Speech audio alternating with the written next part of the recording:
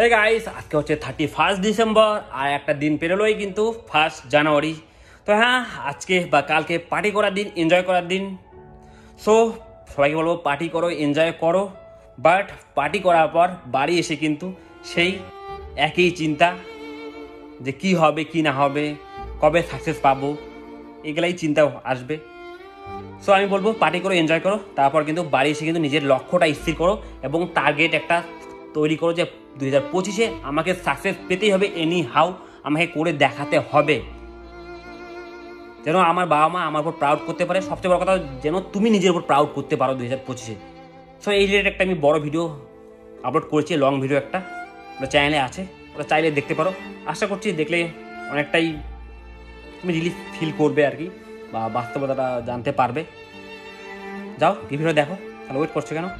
আর হ্যাঁ, সবাইকে advance happy new year.